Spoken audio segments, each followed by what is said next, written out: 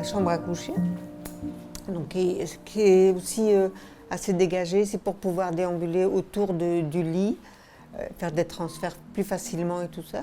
Et j'ai aussi fait mettre ma table de kiné. Comme ça, mon kinésiste, quand il vient à la maison, donc il me fait les travaux ici sur la table même. C'est une table classique de massage et tout, mais elle est assez maniable et c'est plus confortable de le faire là-dessus que sur un fauteuil donc qui n'est pas adapté, puisque bon, lui-même le kiné est plus à l'aise là-dessus et on peut mieux travailler comme ça, quoi. Et puis il y a des petits trucs qui vous facilitent la vie, comme par exemple cette pince qui est un peu le prolongement de mon bras.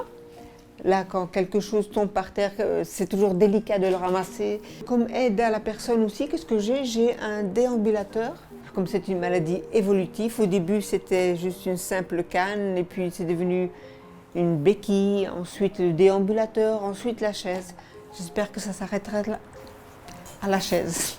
Toujours bien mettre les freins, parce que là, c'est pour pas avoir de mauvaises blagues. Quand ça va un peu mieux, j'essaie de travailler là-dessus, donc de marcher, de faire quelques pas avec. Pas toujours évident parce qu'à la fin de la journée, on a mal aux jambes, aux épaules et aux bras parce que bon, je soutiens mon corps faute de force dans les jambes. J'ai aussi un lit électrique, aussi un investissement parce que bon, le phare, ou la mutuelle plutôt, donc aide pour avoir un lit, mais c'est un lit médical. C'est assez dur à vivre, donc, parce que c'est vraiment le lit d'hôpital avec le perroquet donc au-dessus et tout. Et à un moment donné, donc, j'ai préféré plutôt acheter un lit électrique, mais classique, parce que je préférais avoir moins un petit chez moi qui ressemble à une chambre presque. Dans le hall, donc le passage, j'ai fait mettre des lampes à détecteur de mouvement parce que c'est plus facile, donc on passe et c'est tout. Donc, parce que malgré la kiné donc, régulièrement, donc on a besoin aussi de toujours être en mouvement.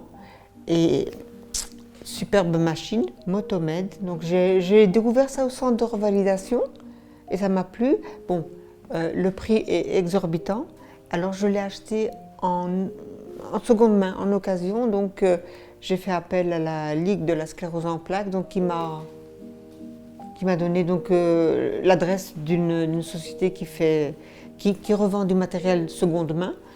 J'ai pas hésité, donc je l'ai pris et ça m'aide beaucoup. Donc chaque jour j'ai droit à ma gymnastique privée. J'ai l'habitude de me mettre toujours face à la télévision. Ça m'aide aussi à pédaler et à rêver en regardant des beaux paysages du monde. J'ai l'impression d'être présente sur place. Enfin, on essaye. Hein. Là, je pédale passivement, donc c'est la machine qui m'aide. Hein, donc je triche, mais une fois que mes muscles sont déjà un peu bien chauffés, je peux activer moi-même les pédales, donc pédaler moi-même. Je vous invite à me suivre, on va voir la salle de bain donc, que j'ai fait adapter.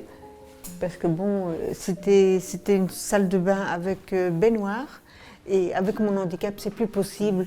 C'est toujours des petites adaptations comme ce genre de main courante pour pouvoir, quand je suis pas dans le fauteuil, pour essayer de faire pour marcher. Et puis ça aide aussi à faire des exercices avec mon kiné. On a fait appel donc au service du phare donc pour pouvoir avoir une aide aussi pour les adaptations. Au début donc c'est un ergothérapeute qui est venu. On a dû faire élargir la porte. Elle était assez étroite donc même mon fauteuil ne passait pas. On a fait une douche de plein pied et donc avec une toilette et plusieurs barres de transfert pour se tenir et tout ça.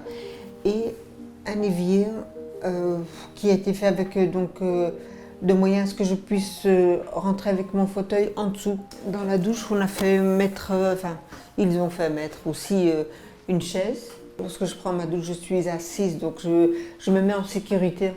Toujours parce que bon, avec l'eau, le savon, tout ça, on peut glisser, tomber et il faut éviter le sur-accident, comme on dit. Si tu mets la chaise comme ça, moi, ma main a coupé que Ah quand oui. elle va se redresser, Ah oui, c'est elle là. va pas aller chercher le truc qu'on va mettre là, elle va faire ça. Hein. C'est pour ça que normalement, tu as une barre fixe horizontale que tu peux avoir et qui fait un T en fait avec ton pommeau de douche et elle peut s'accrocher. Je l'avais carrément Oui, mise dans tournée l'autre pour sens. qu'elle soit pas tentée. Oui. Mais en même temps, c'est vrai que du coup, tu n'es pas dans l'autonomie. Non. Elle dépend de l'aide familiale Oui, pour pour la le douche. faire, Et oui, ça, c'est alors qu'elle pas, aurait besoin, oui. ça, elle va pas aimer. Ou alors tu intègres carrément, maintenant c'est de nouveau une barre ici, barre fixe de ce côté-là. Mais ce qui est dommage, c'est que enfin, si pour plus tard une chaise roulante, Ouais, t'as une barre dans non, le c'est chemin. pas super. Maintenant, t'en as qui sont rabattables aussi. Ça pourrait être moins Oui. difficile si on monte un petit Oui. peu. Mais bon, ouais. Moi, à avoir, mais je remonterai d'un cran. Oui. À voir dans l'utilisation et peut-être avec les aides familiales, une fois que c'est vraiment mouillé. Oui, Voir, parce que là, on est quand même tout à fait. à sec. Donc voilà, donc la salle de bain, on a fait, je veux dire, le minimum qu'on peut prévoir quand on à la construction, c'est-à-dire un bac de douche type à l'italienne. De nouveau, pas de rebord, c'est toujours le même principe finalement qui se retrouve un peu dans toutes les pièces. Éviter un maximum d'obstacles au sol. Comme ça, on peut accompagner également quelqu'un dans la douche pour l'aider à se laver. Donc c'est pour ça qu'il n'y a pas de paroi, en tout cas en dur. Voilà, maintenant c'est vrai qu'on avait parlé notamment de rajouter aussi des barres. Voilà, il y a toujours des choses qui peuvent se rajouter en fonction des difficultés de chacun. Donc par exemple ici les barres d'appui qui ne sont pas encore là, mais qui doivent être pensées et rajoutées pour les personnes à mobilité réduite. Tu veux qu'on aille où? Ah ben, je te propose au miroir. Ok, ça Il y a va. assez bien de choses. Il fait beau aujourd'hui. Ok. On va en profiter. T'as la clé du garage? C'est une voiture automatique. Donc on nous encourage quand on doit racheter une voiture pour la faire adapter d'acheter une automatique. C'est plus facile, il y a juste 2 pédales à adapter. Donc là ici à ma droite, j'ai la poignée du frein, donc j'appuie dessus, je freine. À ma gauche, j'ai la poignée de l'accélérateur. J'appuie dessus, j'accélère. L'investissement est repris par le phare, donc, qui est l'organisme d'aide. Donc ça, il n'y a pas de souci. Mais enfin, on doit acheter la voiture, quoi. Ça, c'est à nos frais. Mais ce qui est encore chouette là-dedans, c'est qu'on nous passe la TVA. Donc on ne paye pas la TVA, ce qui est trop génial. Il nous faut un permis en tant que personne handicapée avec une maladie évolutive. Là, on ne sait pas trop comment va tourner le malaise, la maladie. Donc on doit repasser régulièrement le permis. On a appris à conduire, mais on repasse un permis de conduire pour l'adaptation, la conduite au volant. Donc, parce que c'est tout à fait différent donc, de se servir de ses mains plutôt que de ses jambes. Et après ça, une fois qu'on a passé, on passe l'examen au CARA, donc, qui est un organisme spécial pour voitures adaptées, donc, parce qu'ils font aussi passer les permis de conduire pour poids lourds et tout ça. Donc. En général, nous, personnes invalides, on repère vite les places bleues. Et c'est très pratique parce que ce sont des emplacements plus larges. C'est plus facile pour stationner, donc quand il n'y a pas quelqu'un dessus. Et alors on a toujours l'habitude de regarder le pare-brise. Est-ce qu'il a la carte? Oui, non. Et on a le droit de faire appeler la police pour remorquer la voiture si elle n'a pas de plaque. C'est méchant. Mais nécessaire. Ouais. Mais souvent, on a les gens qui disent oui, bon ben j'en ai que pour 5 minutes et tout. Et on aimerait bien leur dire oui, mais moi j'en ai pour toute la vie. Donc, mais aller faire comprendre ça à une société où l'incivisme...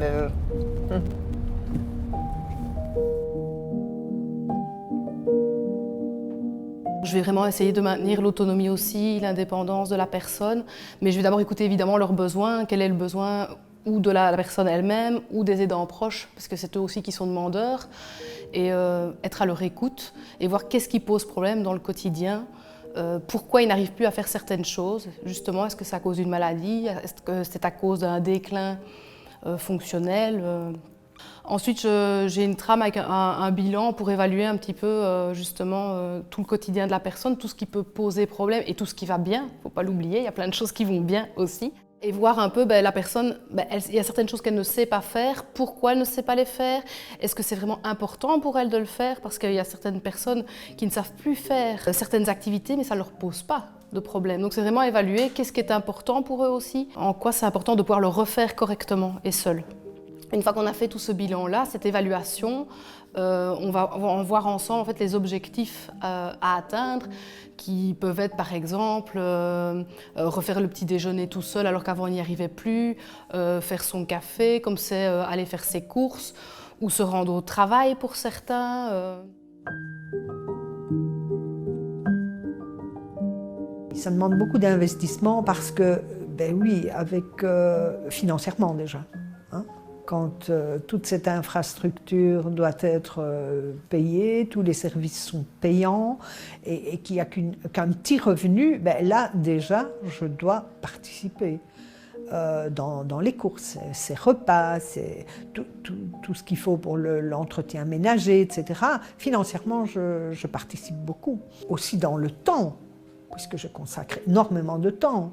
Ce qui a comme aide, par rapport à la chaise électrique, la première est remboursée par la mutuelle. Il a juste suppléé 2 500 € je crois, au départ.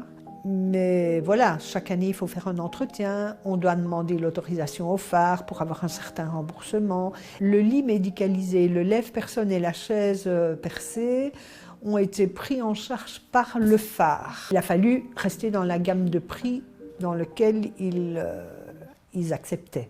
Donc on n'a pas pu choisir ce qu'on voulait. Mais bon, on l'a, c'est le principal, et ça nous aide bien. En attendant, j'avais loué à la mutuelle un lit dans un premier temps, un lit et un lève-personne. Après, l'intervention du phare, il a pu obtenir son lit, son lève-personne et sa chaise percée personnelle. Dans la maison de revalidation, il y avait le service Solival, si mes souvenirs sont bons, qui nous ont un petit peu montré tout ce qu'il y avait comme matériel, etc. D'abord, on n'est pas mis au courant de tout ce qui existe dans un premier temps. Je crois qu'il a fallu à un moment donné que l'assistante sociale, effectivement encore d'étoffe, vienne avec une personne de la mutuelle pour un petit peu expliquer, mettre en place tout ce qui n'avait pas été mis, comme notamment une prime de 600 € par mois, je crois, qu'on ne nous avait pas dit au départ. Il y avait déjà plus d'1 an et demi, 2 ans qu'il était ici quand on a mis ça en place. Elle a fait tout de suite la demande, ça s'est mis en place tout de suite. Quand nous recevons une demande d'une personne, elle a un contexte. Elle a effectivement sans doute des soins, des services, elle a le libre choix des personnes qui viennent l'aider. Partenamut n'a pas non plus tous les services possibles, donc nous collaborons de toute façon avec tous les prestataires d'aide et de soins à la maison ou de services. Et donc par conséquent, nous concertons notamment avec ces partenaires.